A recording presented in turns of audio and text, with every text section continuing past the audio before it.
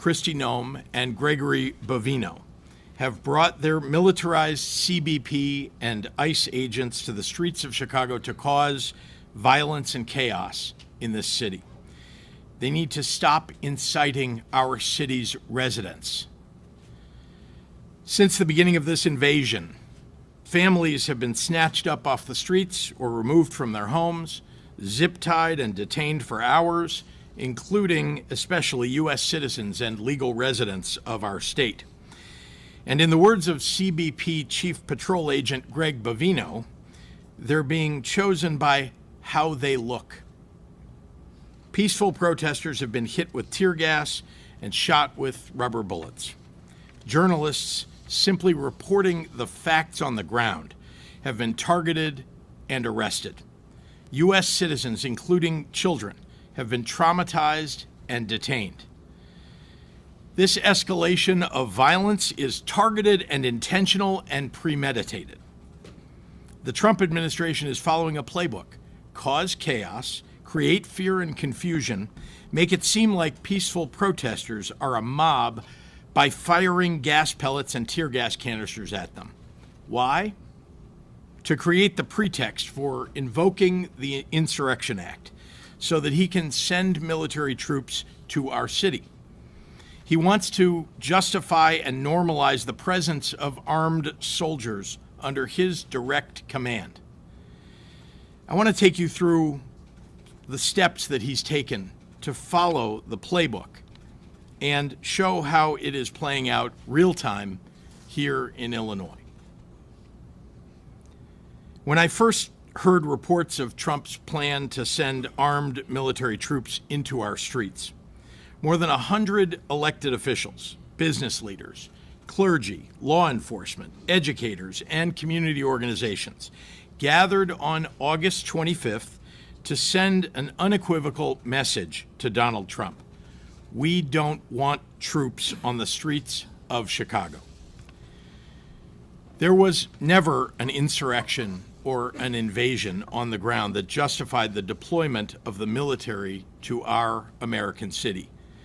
We stood out there on a beautiful day at River Point Park to make that point. Donald Trump's deranged depiction of Chicago as a hellhole, a war zone, and the worst and most dangerous city in the world was just complete BS. He clearly has decided to declare war on a great American city that has the lowest homicide rate in 60 years, in a state that has record employment and near record tourism. And he's done it for some unspoken reason. I spent the days and weeks following that out and about in our communities, in Bronzeville, in Austin, in Little Village, Berwyn, South Shore, and others, walking and talking and listening to real Chicagoans and local business owners, something Donald Trump, Greg Bovino, Tom Homan, and Kristi Noem have never bothered to do. No insurrections, no invasions. The folks in the neighborhoods do not want armed troops marching in their streets. When it comes to public safety, they want civilian law enforcement when they need them, and jobs, and after-school programs for kids in the neighborhoods. They do not want Donald Trump to occupy their communities. Then the Trump invasion began. Since ICE and CBP announced their operations on September 8th, our people have been subjected to violence, intimidation, and harassment. They have struck fear in our communities, including notably fear in the hearts of U.S. citizens. Trump and the thuggery that his agents have brought has actively made us less safe. Less than a week later, on September 12th, ICE shot and killed a man in Franklin Park, a nearby suburb of Chicago. His name was Silverio Villegas Gonzalez. Reports say that he had just dropped his kids off at daycare and was headed to work. Shortly after that incident, ICE issued a statement justifying the killing, saying that the federal agent was seriously injured, sustained multiple injuries, and was dragged a significant distance. Immediately, we were left with more questions than answers. And frankly, the story just didn't add up. I demanded a full accounting into the facts of the situation. The community was rightfully distraught. Even Mexican President Claudia Sheinbaum demanded answers. The facts are coming out, and they are raising even more questions. The Chicago Sun-Times obtained body camera footage from Franklin Park PD. The agent said on camera his injuries were nothing major and that he was dragged a little bit. As a reminder, DHS said that the agent was seriously injured, sustained multiple injuries, and was dragged a significant distance. His children, Silverio's children, have now been left without a father, and they and the public deserve to know the truth. There's been zero accountability or transparency from ICE or the administration. Last week, federal agents dressed in camouflage gear conducted a military-style raid on an apartment building in South Shore, a neighborhood of Chicago. They brought Black Hawk military helicopters and more than 100 agents in full tactical gear. Even though it was supposedly a very dangerous and important mission, they brought dozens of cameras and set them up so that they could film their attack on the building in HD for social media. See for yourself.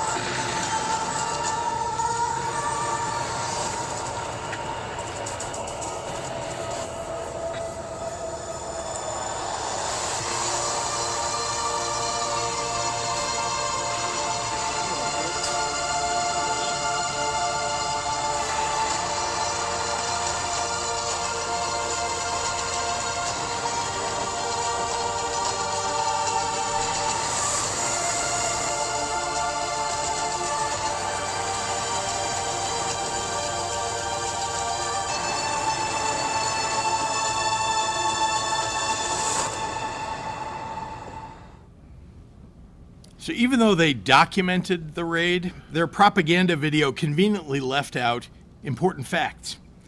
In the dead of night, and seemingly for the cameras, armed federal agents emerged from the Black Hawk helicopters, rappelling onto the roof of that apartment building. According to media reports, the agents ransacked multiple apartments and detained almost everyone in the building, including U.S. citizens and children who had done nothing wrong. Witnesses told reporters that federal officers zip-tied the hands of people, including children and seniors. Some, including U.S. citizens, were detained in the back of vans for hours. Seemingly proud of this shameful treatment of innocent people, they recorded it, and Kristi Noem posted the video, bragging about the operation. Since we sat through that propaganda, I think it's important to hear directly from members of the community who experienced this takeover of the building. Neighbors like Ebony Watson says they ducked for cover as they heard several flashbangs go off. They was terrified. The kids was crying, people was screaming. They looked very distraught. I was out there crying when I seen the little girl come around the corner. Because they was bringing the kids out too. Had them zip tied to each other. That's all I kept asking. Where's the morality? Where's the human? One of them literally laughed. He was standing right here. He said, them kids. Watson says budget trucks and military-style vans were used to separate parents from their children. Other neighbors say all right, let's move on. No one can hear it, although ABC 7 gets credit for the a big 15-inch chainsaw with a round blade on it, cutting this fence down. We're under siege. We're being invaded. by our own military. The FBI did confirm this morning that they did help the U.S. Border Patrol carry out a targeted immigration enforcement operation in this area, and they say they have been supporting these efforts at the direction of the U.S. Attorney General. Imagine being a child awakened in the middle of the night by a Black Hawk helicopter landing on your roof. Imagine an armed stranger entering your home and forcibly removing you from your bed, zip-tying your hands, separating you from your family, and detaining you in a dark van for hours. This didn't happen in some faraway authoritarian regime. It happened right here in Chicago, right here in the United States of America. The reports of excessive use of force against children is unconscionable. And the way many innocent residents who lived in the building were treated is appalling. In response, I've directed the Illinois Department of Children and Family Services and the Illinois Department of Human Services to provide support and to evaluate the treatment of the children who were traumatized. If they find suspected abuse or neglect by federal agents, the state will be taking every possible action to hold those individuals accountable. Now, I'd like to turn to some examples of the more egregious actions that we've seen from ICE, CBP, and the other federal agents. Over the past several weeks, it has been made abundantly clear that Trump's invasion force is not going after the worst of the worst, like he said. They're harassing and detaining many people based only on the color of their skin. Tamale vendors, delivery people, people looking for work at Home Depot, and even families just out and about enjoying themselves on a sunny day. Dasha Ramirez, an 8-year-old girl, and her family were detained by federal agents while enjoying a day in Millennium Park. Witnesses saw her crying and clutching her doll. Honestly, what danger did they represent? What is it that they presented that was so awful? And how did detaining them make anyone safer? Federal agents have been openly carrying assault rifles downtown, racially profiling people, and based on that, demanding proof of citizenship, and snatching people up in our neighborhoods without a judicial warrant. All of it rightfully has Illinoisans very upset. In the small suburban village of Broadview, with a population of 8,000, federal agents have turned 2 blocks of protest areas into a war zone by firing chemical agents and tear gas at peaceful protesters. They've used rubber bullets and flashbangs. Agents reportedly unholstered their guns and pointed them at peaceful protesters. They arrested a journalist who was a bystander, and they fired a chemical weapon at a CBS reporter in her car. They even detained Juan Munoz, an Oak Park trustee, and they're detaining people for extended periods in a facility not designed for that purpose. After seeing this, I could not, in good faith, allow federal agents to continue inciting people who were there to express their First Amendment rights.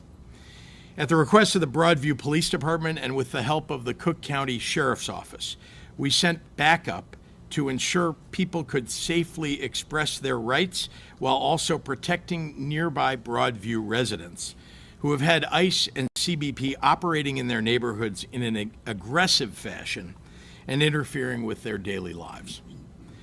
As someone who has, myself, peacefully protested since I was a kid, I understand the sentiments on the ground from some of the advocates, but I want to say this: peaceful protesters are welcome.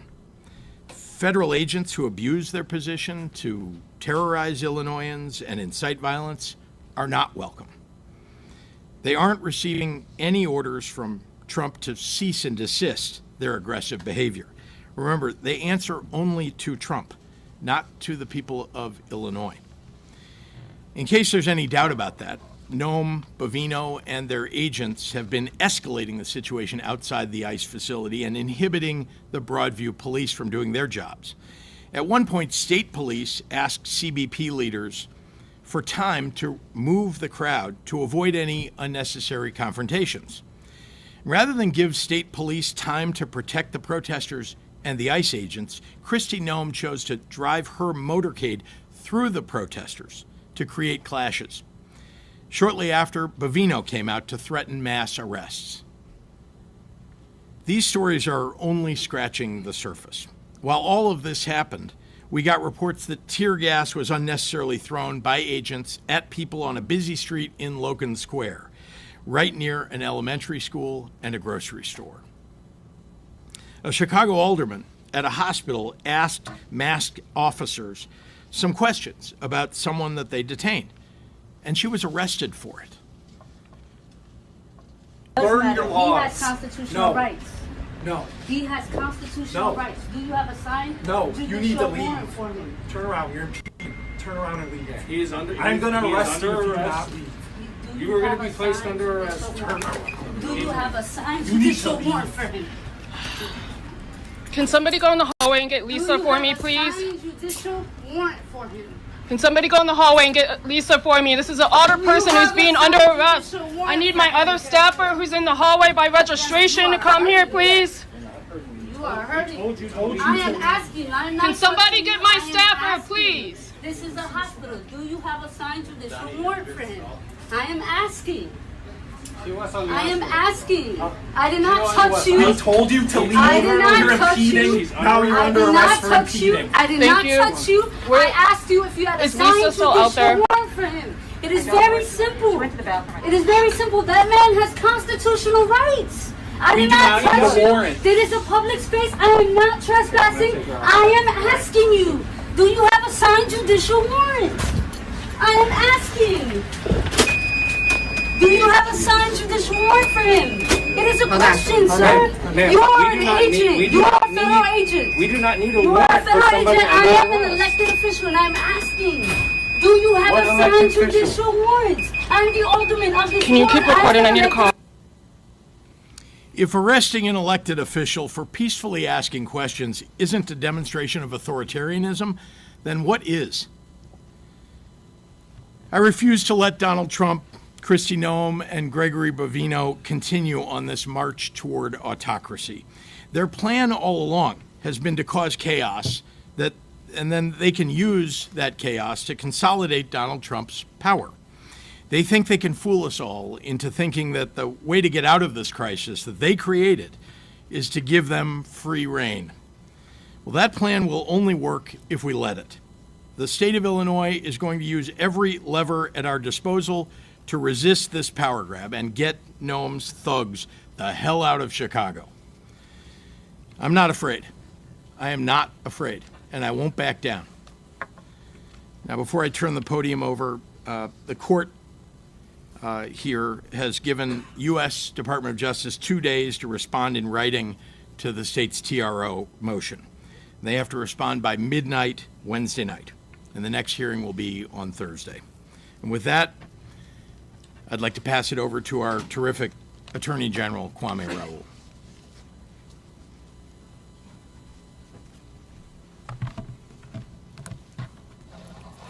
Thank you, Governor. Good afternoon. Good afternoon. As we all know, the President has for some time been threatening to deploy the National Guard into Chicago and into the state of Illinois. And that's significant. And he's been threatening to militarize our streets, and in many ways has done so. This morning, I filed a lawsuit challenging the unlawful deployment of the National Guard troops to Illinois, including the Illinois National Guard, the call for the Texas National Guard. And my lawyers have just, as the governor updated you, were just in court arguing these actions. We're seeking a temporary restraining order, and we'll hear from the government from the federal government within a couple of days. The American people, regardless of where they reside, should not live under the threat of occupation by the United States military, particularly for the reason that their city or state leadership has fallen out of the president's political favor. I've said we would be prepared to respond to any unlawful deployment, and that moment has come, and we have responded.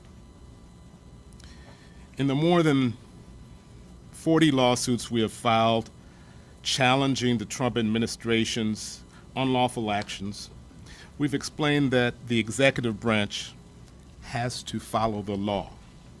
A president cannot go beyond the authority granted by Congress with regards to deploying the National Guard. The militia clauses of the United States Constitution give Congress sole authority to decide what factual circumstances allow the president to federalize the National Guard. The Posse Comitatus Act prohibits members of the military from engaging in civilian law enforcement. Just last month, a judge in California recognized that fact. Our local law enforcement have shown time and time again that they are effective at maintaining peace throughout Illinois. And the 10th Amendment preserves the state's sovereignty and right to do so.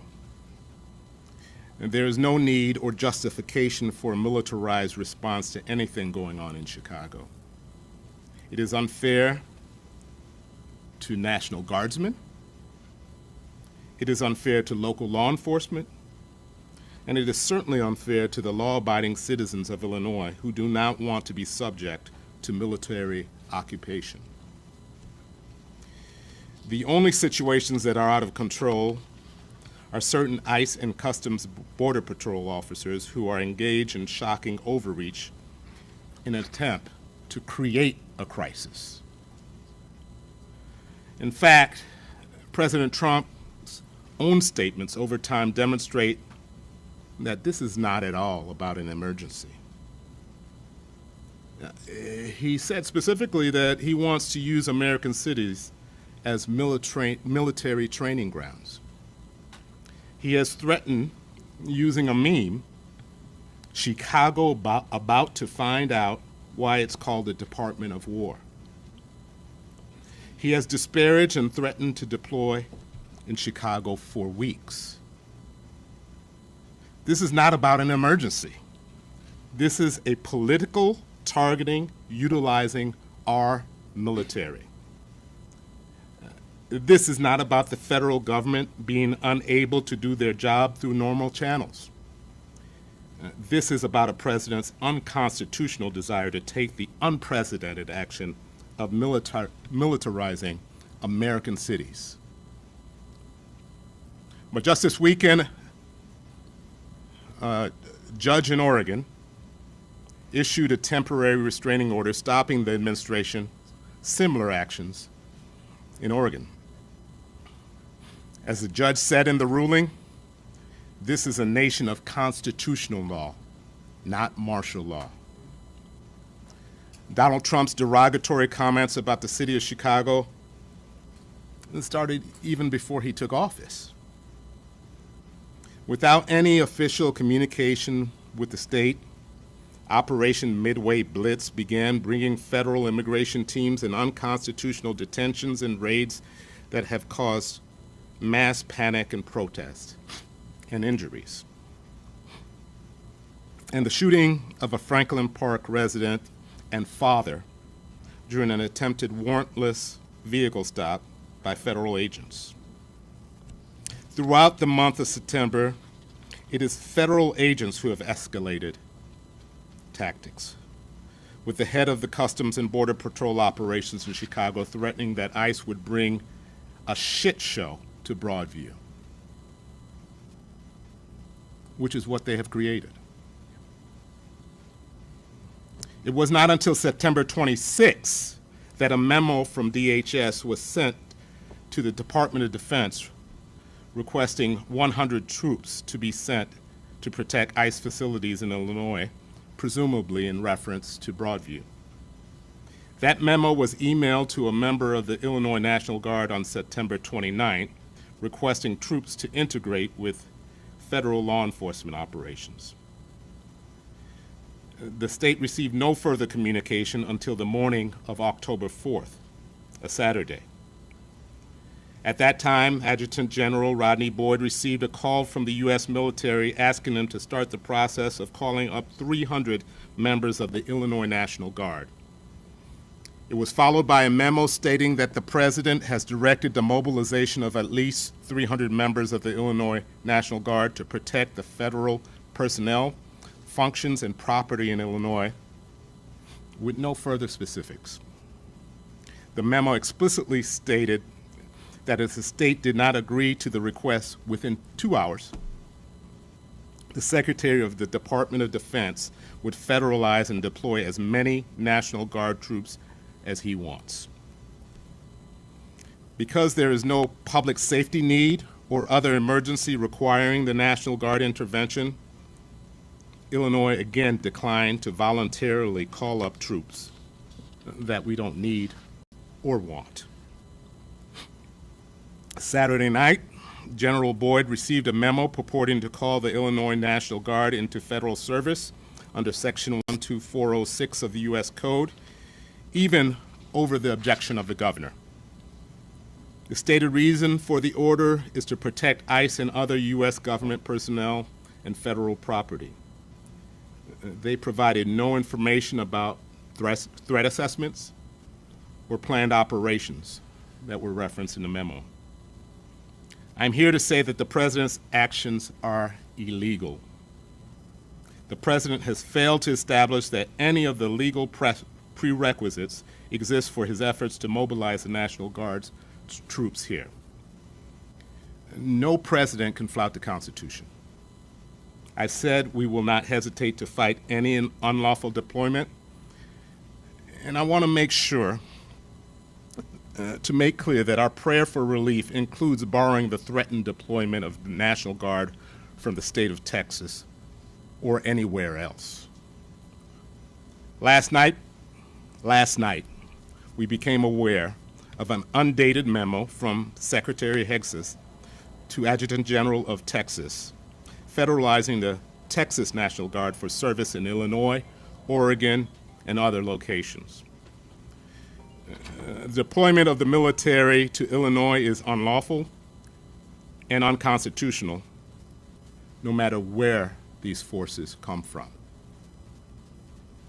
I want to lift up the hardworking lawyers in the Attorney General's office who worked at all times of the night and the wee morning. We were communicating at ungodly hours to put together this complaint.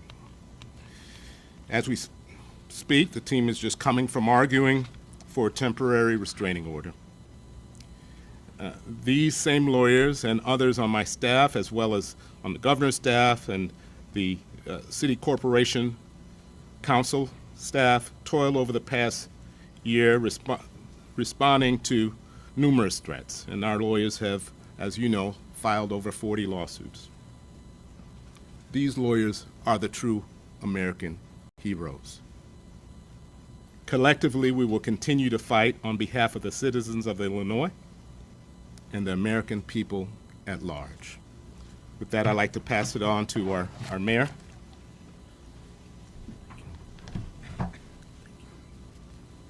Thank you, Mr. Attorney General.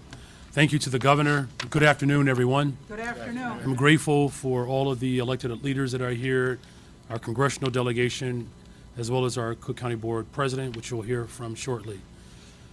Today I stand with all of our elected officials and community leaders in denouncing President Trump's declared war on Chicago and Illinois. I'm proud the city of Chicago is joining the state of Illinois in our lawsuit against the Trump administration's unlawful deployment of the National Guard in our city and in our state. I've promised that the city of Chicago will do everything in our power to protect the constitutional rights of all Chicagoans. This lawsuit is the latest demonstration of our commitment. Let me be absolutely clear. The president is not sending military troops to Chicago to keep us safe. We know this because Trump has a history of targeting Chicago. He issued a series of executive orders attempting to defund so-called sanctuary jurisdictions and sue the city over our welcoming city ordinance. A federal judge recently dismissed that lawsuit, and the courts have prevented the Trump administration from restricting the city's funding based on our local laws. Now that the president has lost those cases, he is changing tactics to send in the guard. He has stated his intentions outright to use our neighborhoods as training grounds for our military.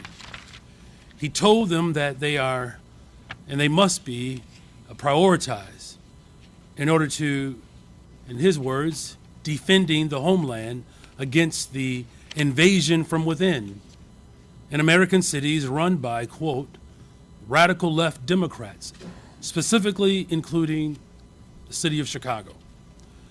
The only radical is a president trying to deploy National Guard from across the country into our city.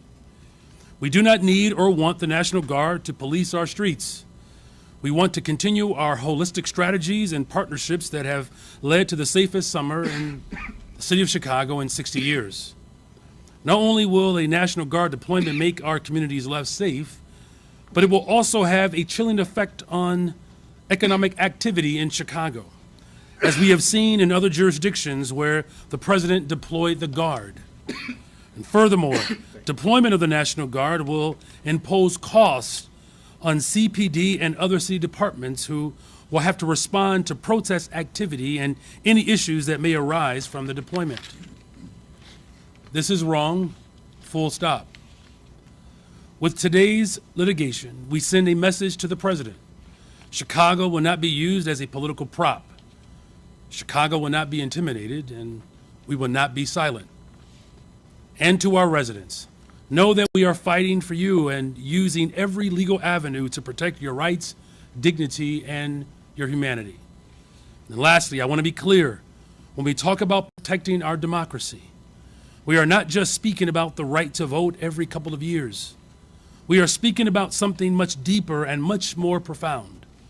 We go back to the labor leader, A. Philip Randolph's definition of democracy, and he said, a community is democratic only when the humblest and weakest person can enjoy the highest civil, economic, and social rights that the biggest and most powerful possess.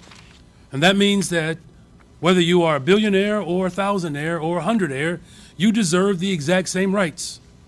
The Constitution applies to all of our residents. This president wants to remake a country by the ultra-rich and for the ultra-rich, and he wants to use the military and his private militarized force to repress the rights of poor and working people. We prefer a government that is of, by, and for the people. And that's what we are fighting to protect. And thank you again to the governor, the attorney general, and to our congressional delegation and our county leaders, and to all of our partners that have demonstrated a great deal of unity and courage and persistence in this moment. Our city has faced tough times before, and every time we stood strong because we stood together. Let's continue to work together to protect our democracy and to fight for the future of our country. And with that, please welcome to the podium Cook County Board President Tony Preckwinkle. Good afternoon. Good afternoon. I'm grateful to be here with the governor, with the attorney general, with the mayor, and members of our congressional delegation. Jesus Garcia, Jan Schakowsky, Mike Quigley, Raja Krishnamurthy, Brad Schneider, Robin Kelly, and Danny Davis. Thank you all. For generations, our neighborhoods have been built and rebuilt by working people who stand together in hard times. We're not strangers to struggle, and we're also not people who will be intimidated. The Trump administration's authorization of National Guard troops to enter Cook County and Chicago is a dangerous and reckless abuse of power. It's an affront to local governance, a violation of trust, and an insult to residents and local law enforcement officers who are working every day to make this city safer and more just.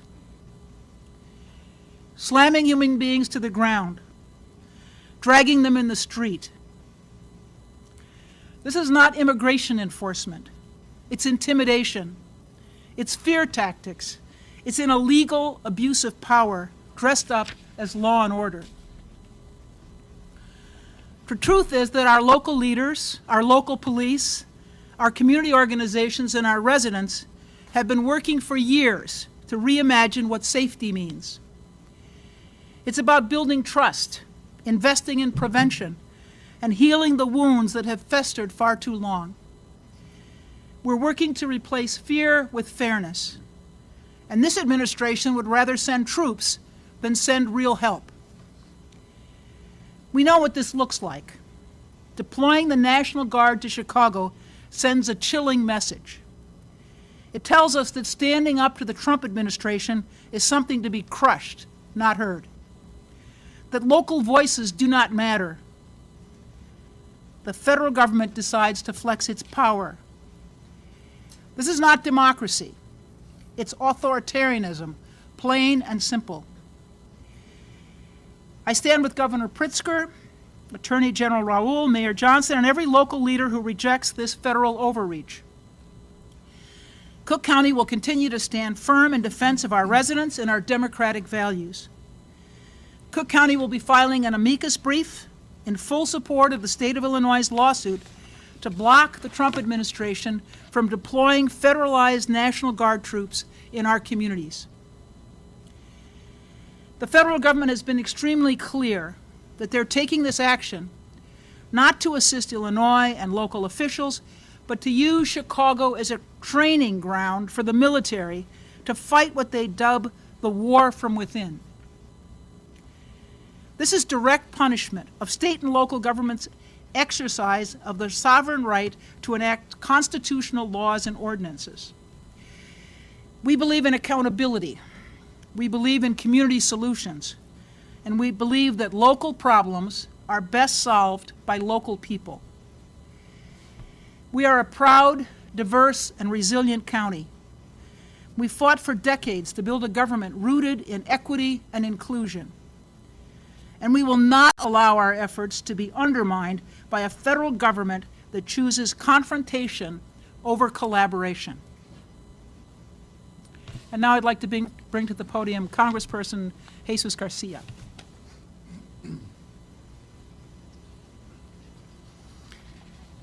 Thank you to all the leaders of Illinois and Chicagoland, Cook County, that are assembled here, demonstrating once again that Chicago and Illinois are places with strong shoulders, and that we will shoulder any injustice and we will tackle any injustice that comes our way as we live this very dangerous moment in our history. The President of the United States has turned the power of government against its own people. In my community, ground zero for these attacks, ICE has created a constant state of siege. People worry about their presence and their tactics every single hour of the day and night. We've seen masked ICE agents shoot into cars, engage in chemical warfare with bystanders, and even assault parents in front of their children. My grandson, who I am raising with my wife and my wife, are terrified. My grandson talks about it every little while, and he wants to know if his classmates will be safe, if their parents will be deported. But it's also never been just about immigrants. It's about controlling every one of our communities, brown, Asian, black, and everyone who is Chicagoland and Illinois. These are not actions of a democracy. These are actions of a tyrant.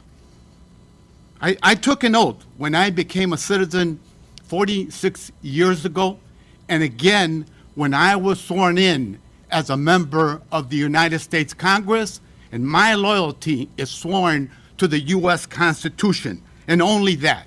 And my oath compels me to be here today with our leaders. Because when a president tries to federalize the National Guard, when he ignores court orders, when his agents break the law and brutalize our community, He is not protecting the country. He's waging war against the country. This lawsuit is not just about legal arguments. It's about accountability. It's about whether or not we'll allow tyranny to take root on our soil. Donald Trump is pushing the boundaries and daring to believe that the courts, the law, the Constitution no longer matter. We cannot stand for that. Don't lose the faith. We must fight as if the courts still matter, because they do. We must stand as if the law has meaning, because it does. And we must resist together, because only together can we defeat the assault on our communities. Chicago will not be intimidated. Illinois will not be silenced. History will remember where we stood in this moment, whether we stood tall or we shrank in fear. Today, we stand tall. Brevemente. Estamos viviendo en uno de los capítulos más peligrosos en la historia de nuestro país. El presidente de los Estados Unidos ha convertido el poder del gobierno en una arma en contra del pueblo. En mi comunidad, el epicentro de estos ataques, los encapuchados han creado un estado de sitio, disparando a carros, lanzando gases contra vecinos y asaltando a padres en frente de sus niños. Esto no se trata de controlar a nuestras comunidades, no son acciones de una democracia. Cuando yo tomé el juramento de ciudadano hace 46 años y después como miembro del Congreso, mi lealtad fue a la Constitución de esta nación. Y por eso estamos aquí unidos todos nosotros. Trump quiere nacionalizar a la Guardia Nacional e ignorar órdenes judiciales y permite que sus agentes violen la ley. Eso no es proteger al país, es hacerle la guerra. Chicago no se dejará intimidar. Illinois no será silenciado.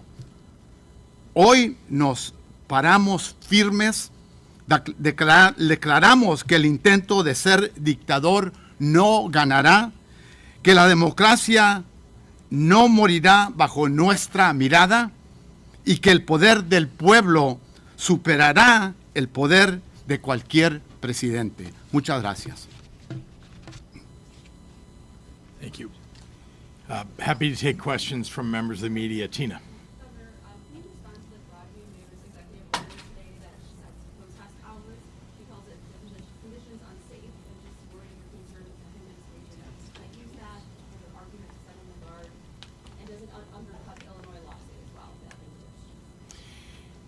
Obviously, this was issued by a mayor who's got the ability to issue executive orders. And she is deeply concerned about the people who live in Broadview and how they've been ill affected by the challenges in her community as a result of the way ICE is behaving. So I know that it was aimed at that. I can't speak to whether it would affect the lawsuit or I know this is about, though, keeping the people of Broadview from being targeted or being unsafe in their communities. I mean, these are folks who are just trying to get to the grocery store, take their kids to school. They live in a community that never had this kind of unrest until Donald Trump decided to do this. Yes. This gentleman here, sorry, Olivia, and I'll get the gentleman next to you. Mm-hmm.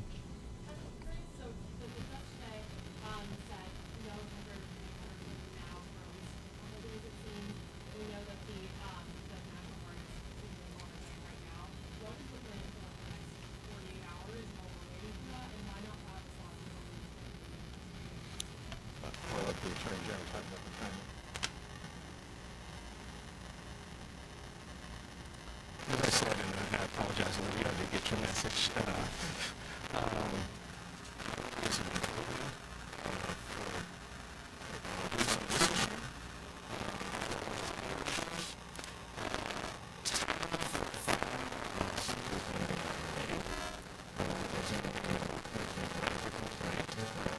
It's a 7-page complaint with over 50 50-page supporting memorandum with over 300 pages of supporting materials that have been put into place over time, and they're facts that evolve over time, including, as I mentioned earlier, us becoming aware of the notion of deploying the Texas National Guard last night. We didn't know that Saturday.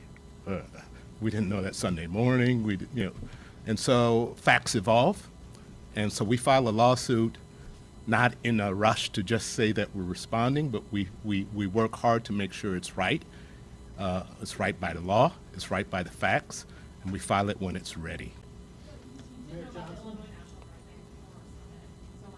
I've known of talks about the Illinois National Guard for weeks, but it was not ripe for filing. Your interpretation from perhaps a journalistic point of view is different from that from a legal point of view. I don't want to file a lawsuit that's summarily dismissed because it's not ripe for filing. Mayor Johnson, is Mayor Johnson allowed to answer a question? Mayor Johnson, thank you. I just want to, can I just repeat, I want to make sure that you understand the ripeness of it is very, very important, that there are certain triggers that allow you to file a lawsuit. I can't, in anticipation of one of you taking some action without any evidence of you doing it, actually file a lawsuit against you, nor could the state of Illinois file a lawsuit against the President of the United States or the federal government or ICE without the actual calling up of those troops. So it's when did I receive notice? And remember that Oregon had to go back into court to extend that TRO to the Texas and California National Guard that were being called up. In Illinois, we wanted to make sure we had that covered on the first time out. Yes, sorry. Yeah.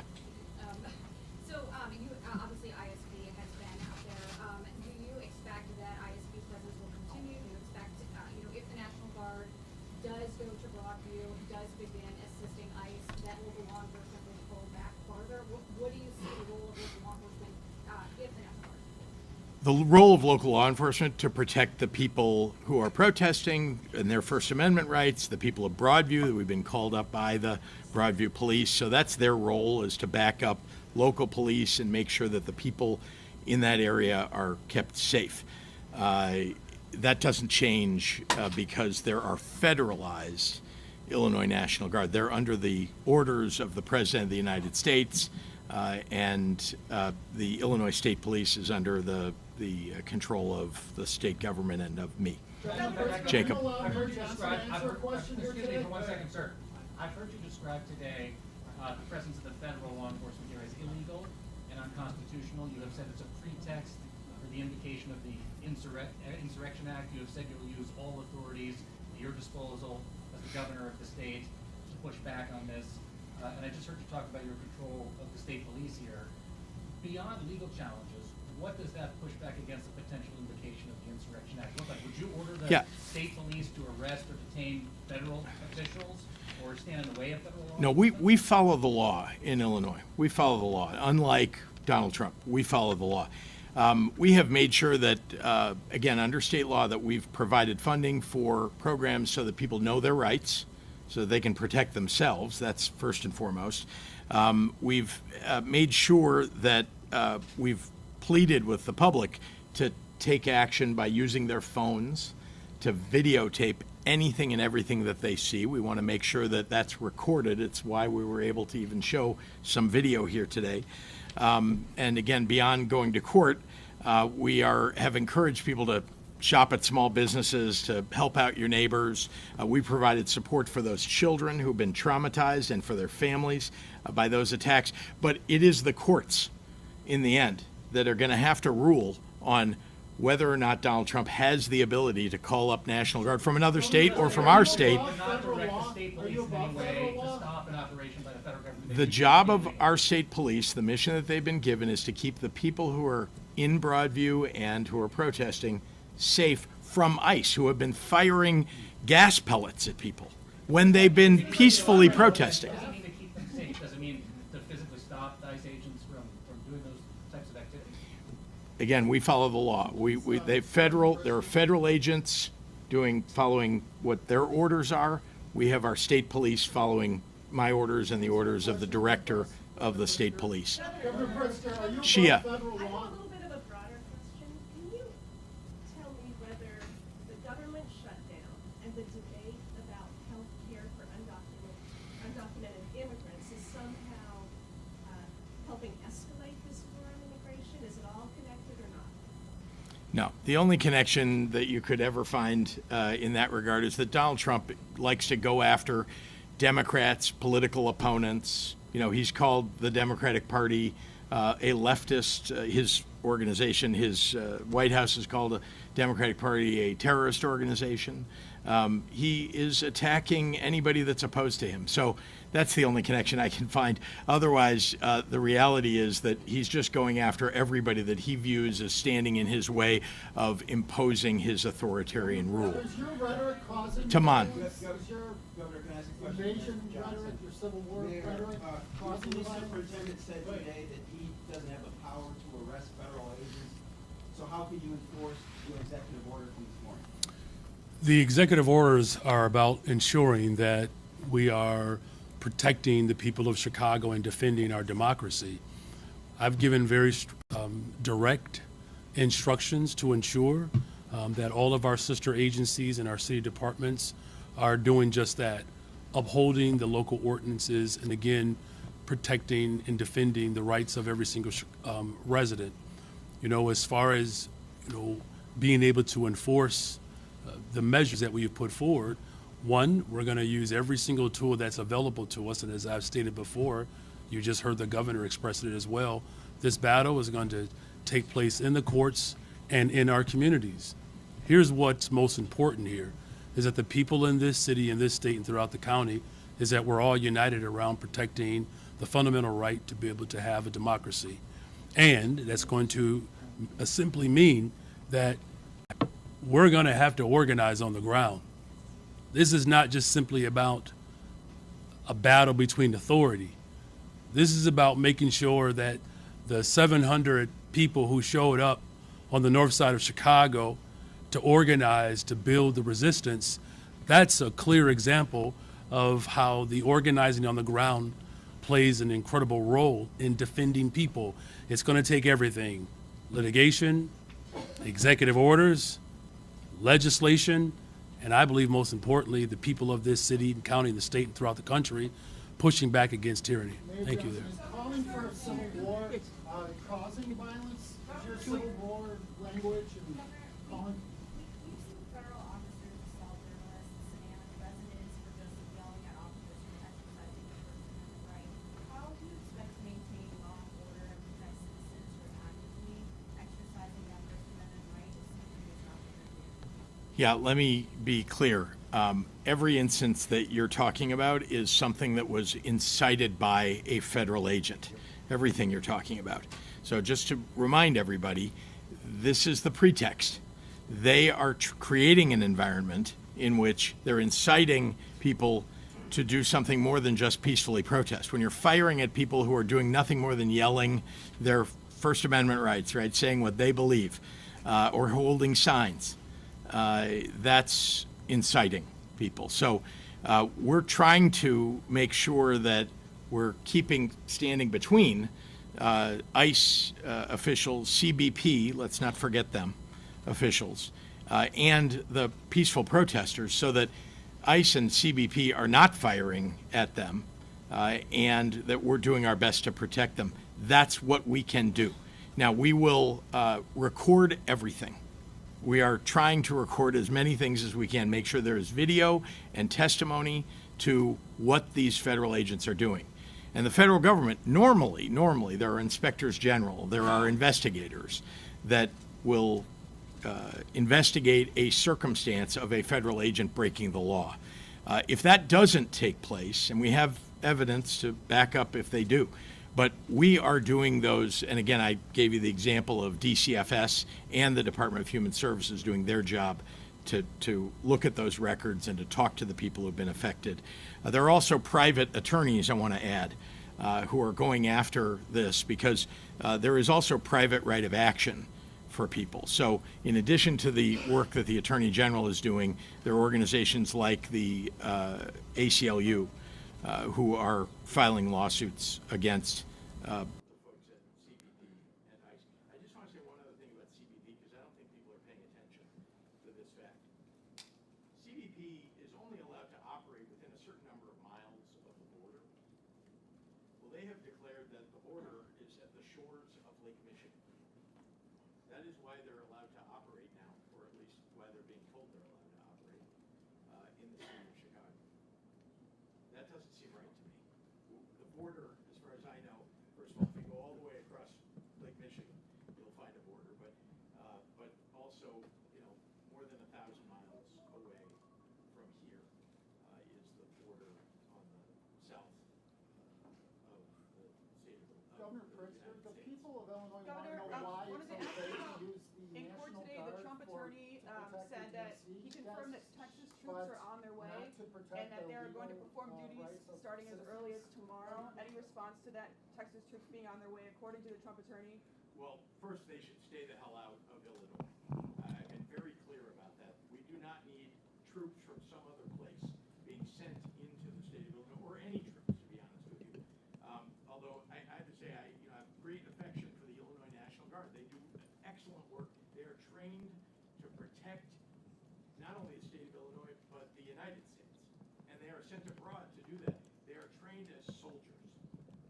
And instead, they're being conscripted into something that would make them something like a police officer. Why was it okay And yet to they use them don't for have the the training DNC? to back that up. Why was it They okay have to use the amazing Illinois training, National but Guard to protect the DNC? not to be on the street making arrests or doing crowd control. And I guess along with that, any message that you would send to Governor Abbott? I have. I've been very clear to Governor Abbott, not the first time, as you know, but I have been very clear that he should withdraw his approval of the president calling up his Texas National Guard